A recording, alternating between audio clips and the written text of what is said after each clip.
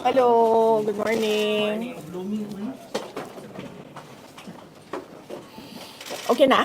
Yes, ma'am. Okay, sige. Mga kababayan, Assalamualaikum warahmatullahi wabarakatuh. Madayaw, maayong adlaw kaninyong tanan. Magandang araw sa inyong lahat. Sa mga nakaraang araw, marami ang humihingi ng reaksyon, komento, o damdamin. Damdamin ko sa issue ng impeachment na naihain laban sa akin.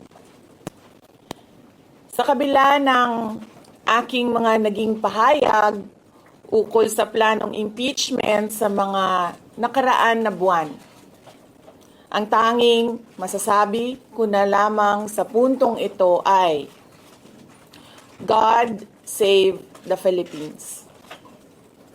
Bukod dito, nais ko na lang ipaabot ang aking taus-pusong pasasalamat sa mga kababayan na patuloy na nagdarasal, sumusuporta, nagtitiwala, at patuloy na nagmamahal sa akin.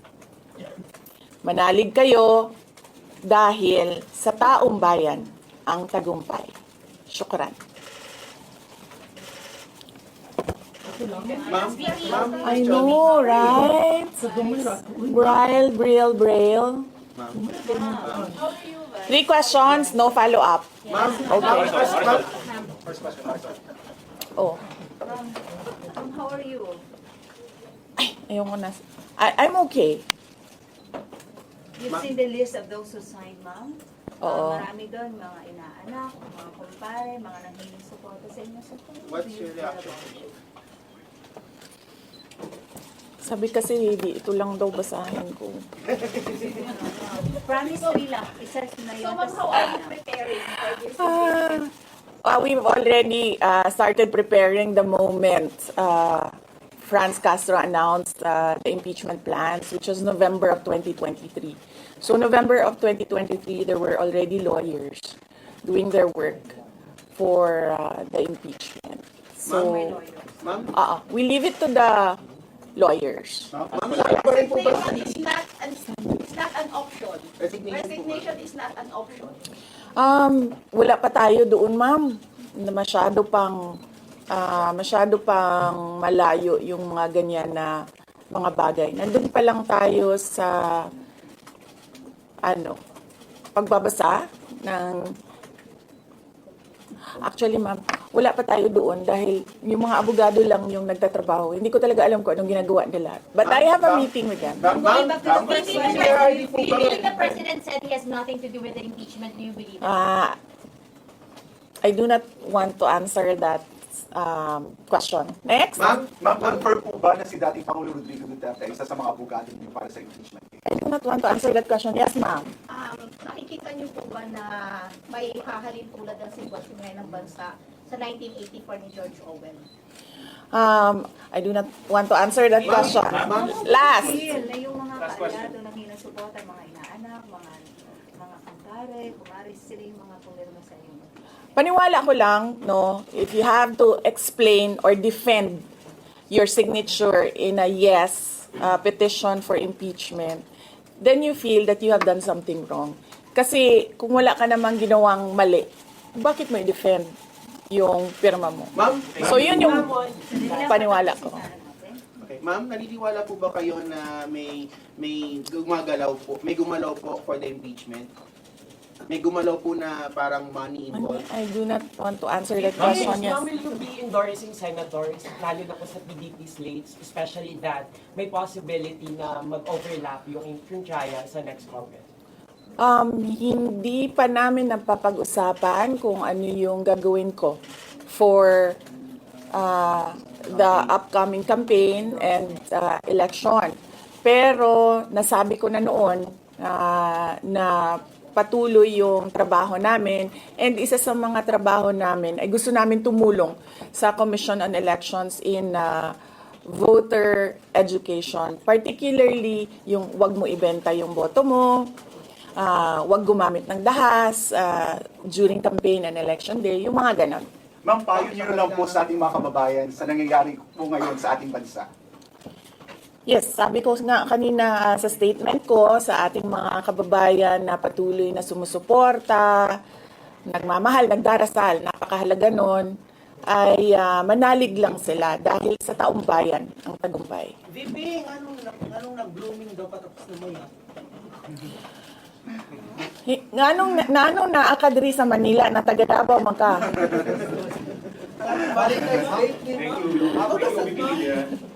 Ma'am, Yes sir. Ma'am, sabi niyo po late last year pa lang nagpe-prepare na kayo para dito.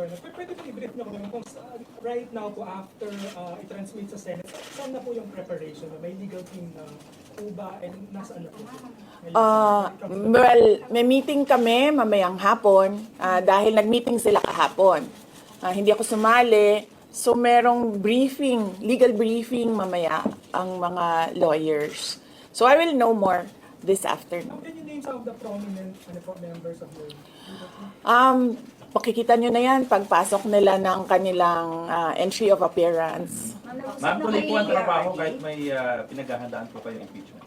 Yes sir. Opo. Kakatapos lang po ng planning conference ng Office of the Vice President. So we did it last Tuesday, Wednesday, and Thursday para po sa 2025 and 2026. ma'am, for 2025, may mga maapektuhan ba na programs ng OVP?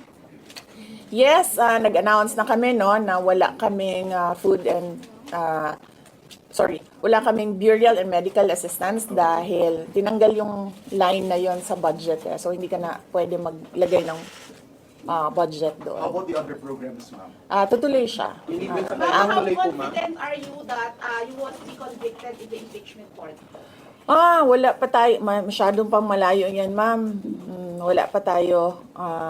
Hindi pa natin ina-assess. Sa BP part, number one for impeachment. Have you talked to Nagtanong ka na ba Yes, but kanina? O sige, ikaw. Ma'am, you said before na you're seriously considering to run for 2028. Now na may impeachment na, are you more decided to run in 2028? Okay. So wala pa tayo dyan. Wala pa tayo dyan. But nasabi ko naman di ba, paulit-ulit kung we are seriously considering that. But it's difficult to decide without numbers. So, kailangan malaman yung surveys and numbers. Sa next year pa yun. Oo. Ma'am, pero ma'am, sa tingin niyo ba, ma'am? Sir, nagtanong ka na? Sir, yes, sir. What are you concerned na yung possible consequence that you can be disqualified from public office kung magkaroon na ng conviction? Yes, sir. Oo. Alam ko po yung penalties ng impeachment. And the moment na nag-resign ako sa Department of Education, before ako nag-resign sa Department of Education, pinag-isipan ko na lahat yan. Ma'am, sa ngayon ba, masasabi ninyo na lalo pa kayong nainganyo na ituloy ang pagtakbo sa 2028 presidential election? Nasagot ko na ata yan kanina sa question ni sir na nakaitim. Ma'am, number one in the articles of impeachment was your assassination threat to the president. Do you regret making that statement last week? I did not make an assassination threat to the president. Sila lang nagsasabi niyan. Sila lang nagsasabi may assassination. Sila nagsasabi may assassin, may gunman. Do not say that. Vice, last time, tinanong ko kayo if confident kayo sa numbers ng House. And sabi nyo, hindi kayo confident. And nagkatotoo nga. Ngayon sa Senate, you said na parang meron kayong confidence sa mga senador. So, ngayon, how do you feel about that? Do you still feel confident with the numbers in the Senate? Sandali, mama. Kailan ko sinabi yun may confidence ako sa numbers sa Senate? Sit down. Ano exact na sinabi ko? Sorry I cannot remember the exact words that I used.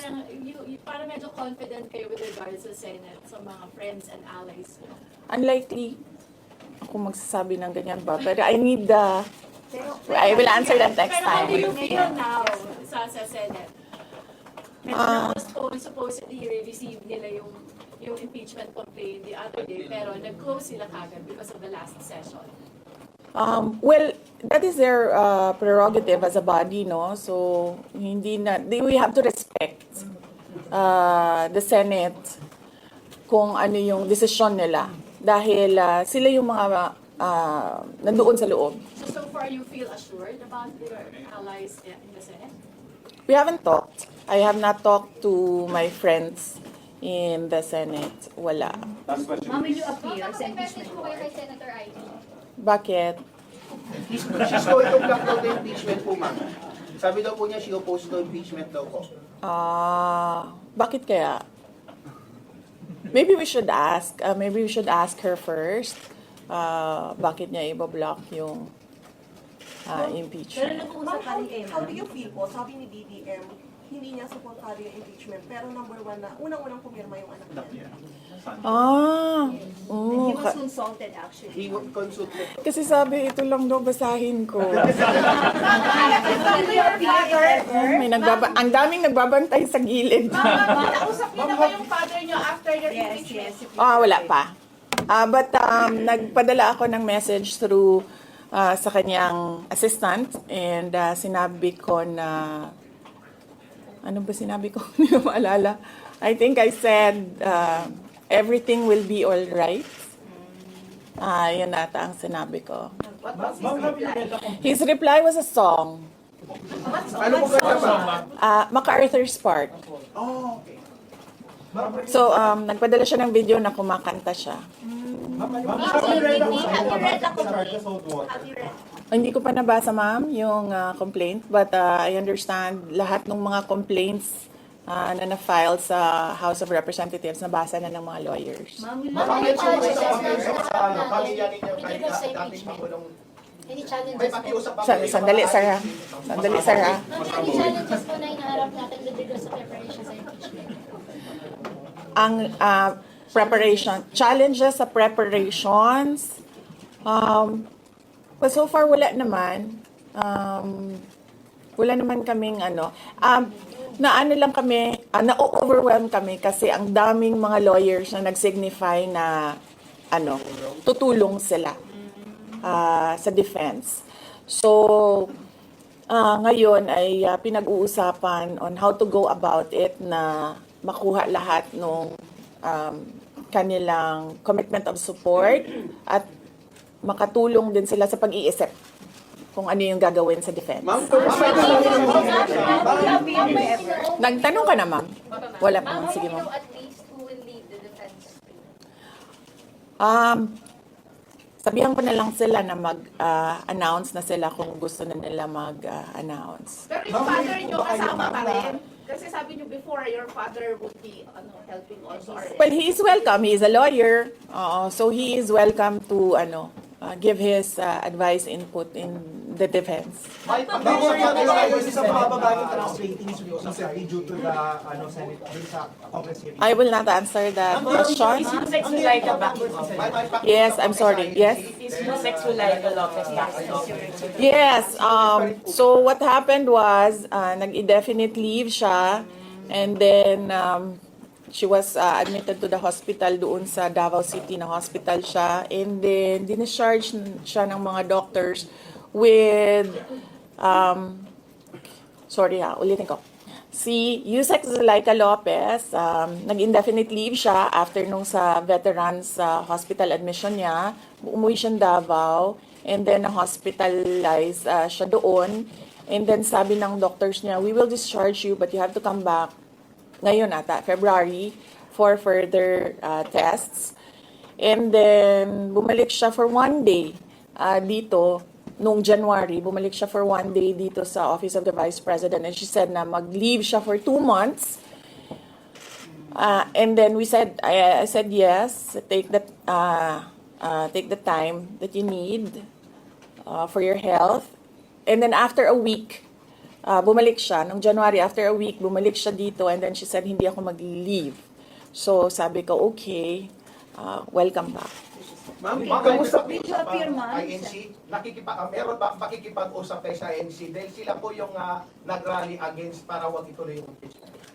Hindi pa po kami nagkausap ng INC, sir, pero nagpapasalamat po ako sa INC at sa buong sambayanan sa kanilang pananawagan ng kapayapaan. Ma'am, kamusta po ang You staff think you ng have numbers in Senate? Nagtanong ka na, sir? Dapat, sir. You think you have the numbers in the Senate to be acquitted? Hindi ko masabi yan ngayon, sir. Wala pa kami dyan.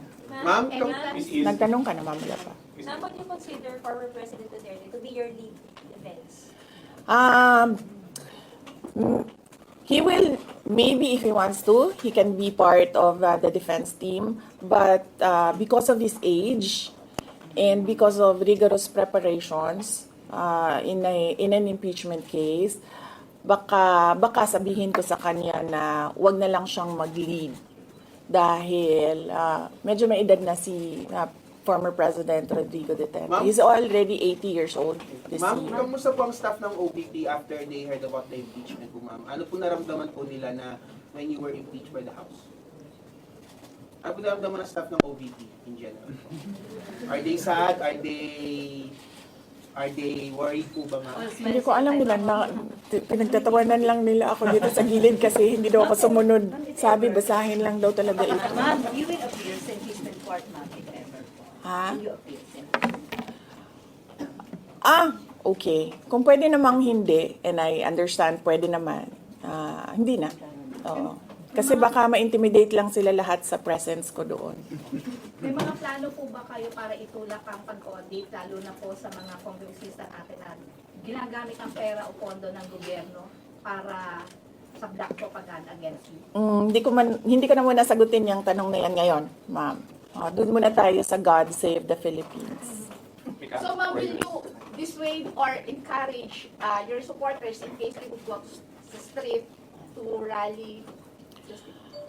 Sa panahon ngayon, ma'am, na sobrang mahal ng presyo ng mga bilihin, lalong-lalo na ng pagkain, sasabihin ko sa mga supporters sa taong bayan na unahin muna nila ang trabaho and negosyo nila kesa sa mag-rally sila sa mga daan.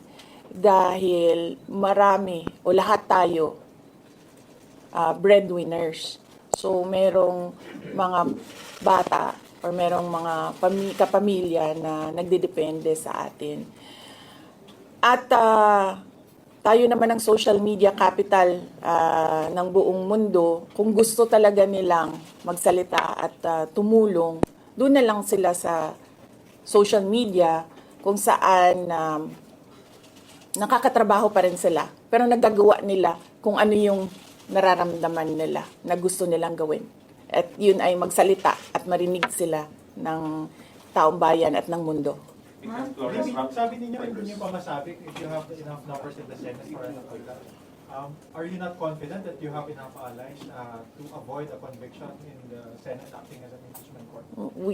Hindi ko pa naisip yan, sir. I've not counted numbers of votes in the Senate. So we are not there yet. We are still, the legal team is still in the preparation of the defense and what we will do moving forward. Ma'am, do you feel betrayed? Maraming mga congressmen from Mindanao voted yes. 70%. Sorry for do you feel? Do I feel betrayed? How do you feel ang daming taga Mindanao ng congressmen? Actually, ma'am, wala akong feelings. Wala akong feelings about it. Kasi, kung napapansin nyo, wala naman kasi talaga akong barkada na politiko. I don't join their circles. But we are friends. Yes. But kung ninong at ninang lang ng mga anak, walang ninong at ninang na politiko ang mga anak ko. Oo. Maliban kay Stonefish, dahil nandoon si former President Erap Estrada. So, I don't move in the circle of politicians. Kaibigan, yes. But to say that meron akong close relationship, personal relationship with them. Wala naman. Kaya siguro, ganyan din siguro kadali sa kanila ang magdesisyon about the impeachment. Kasi wala naman talagang something that is worthwhile sa aming pagiging magkaibigan. Last question. Ma'am, last on impeachment. Nagkaroon po ba kayo ng prior information na may impeach kayo sa House under last session day? Or may nag-PM ba sa inyo? Naka-receive po ba kayo or may nag-tip sa inyo? Yes. Oo. Si JC. Si JC. Hindi siya natulog. Sabi ko sa kanya, matulog ka na, JC, kasi ang mangyayari ay mangyayari kaya sera-sera. Diba? Ma'am, comment nyo lang po, ma'am. Alam ko matagal na ito, but the QC Prosecutor's Office ibinasura yung patong-patong na kaso against you. Yes. What was your initial reaction about that? And second po, any updates sa security details natin, ma'am? Tuloy po ba yung pag-hire po natin ng private security? Hindi ko na sasagutin yan, ha? Dun lang tayo sa God Save the Philippines. Ma'am, Okay. last na lang po ma'am on my end. Ma'am, you said God save the Philippines. Gaano na po kalala ang problema ng Pilipinas ever since na nagkaroon ng issue sa yung t-shirt na ito? Parang ano po yung nakikita yung problem sa Philippines ngayon at bakit nila inuna itong impeachment na ito? Gaano kalala ang Pilipinas na pag-iwanan na tayo ng panahon at ng ating mga kapitbahay dito sa region at napag-iwanan na tayo ng mundo. Malala siya since na nagkaroon ako ng understanding. Kasi 1990s, tapos 1990s, magulo. Well, sa amin, magulo, sa Mindanao. And then, ngayon, nagbabadya ang gulo sa Mindanao. So, parang wala namang nagbago. So, malala. Sobrang malala. Dahil, kung nakakausap mo yung mga tao na arawan yung kanilang sweldo, yung pera nila hindi na talaga sapat para sa pagkain, para sa kuryente, para sa bahay, para sa tubig, para sa pag-aaral ng kanilang mga anak. At kung basehan natin yung pag-alis ng mga Pilipino sa sarili nilang bansa ay sobrang malala dahil sobrang dami ng ating mga kababayan ang pumupunta, nakikipagsapalaran sa ibang bansa dahil wala silang makita na pag-asa, wala silang makita na oportunidad dito sa ating bayan. Kaya parang nakakaawa na tayo dito sa loob at nakakahiya yung estado natin kapag iniligay mo siya in a global stage na kung saan pinapanood tayo ng ibang mga lahi at ibang mga bansa. And because of that, ma'am, And because of that, tapos na tayo. you will run for presidency because of that. Diba? Maraming salamat sa oras ninyo. Magandang umaga. Happy Valentine's! Happy Valentine's! Valentine's message na lang. Yes, happy Valentine's. Basing on the